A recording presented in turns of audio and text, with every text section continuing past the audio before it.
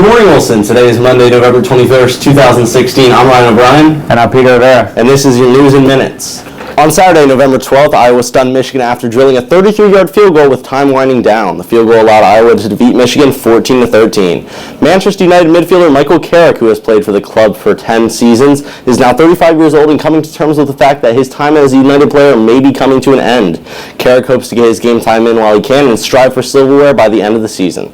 There are a couple of teams looking at Tony Romo to take their starting quarterback position. The Jets are one of the teams interested in adding Romo to the lineup. The Jets haven't had a solid quarterback in the last 5 seasons. Also showing interest are the Bears, who had trouble this season as well, the Broncos, and the Arizona Cardinals. The legalization of marijuana has become a hot topic in America today. In Denver, the citizens voted 53.5% in favor of allowing the use of marijuana in restaurants and bars. On November 8th, Election Day, 5 states legalized the use of marijuana. A study released on November 13th shows that marijuana can weaken heart muscles, something that is more common in young men. The American Heart Association presented their findings, which included reports indicating that heart attacks and strokes can be linked to the use of marijuana. In other news, a study has just been released that shows a number of people living with high blood pressure has grown to over 1 billion people.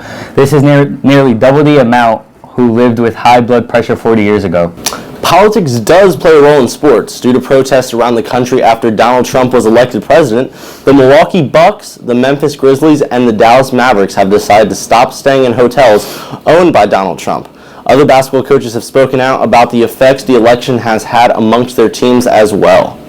The Democratic state of California wants to secede from the United States due to the results of the past presidential election.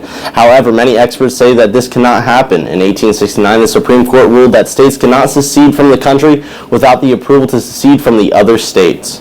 In local news, an Easton man is accused of waving a gun and threatening to shoot 3 women. It happened in the 1100th block of Lehigh Street. 25-year-old Philip Paul Drummond has been charged with 2 accounts of terroristic threats, 2 accounts of reckless endangerment, and criminal mischief in lieu of $500,000 bail. Drummond was sent to Northampton County Prison. 2 robbers were shot by a customer at a pizza shop Tuesday night in Bucks County. It happened around 10 p.m. when a customer pulled out his own weapon and fired several shots at the robbers.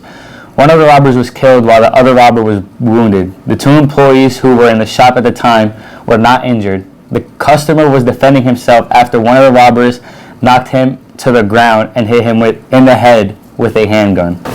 Thanks for joining us for this episode of News in Minutes. Make sure you check back next week for the next episode. And make sure you follow the Warrior News on Instagram and Twitter at Warrior News 15. For now, that's all we have. I'm Ryan O'Brien. And I'm Peter Rivera. We'll see you in a minute.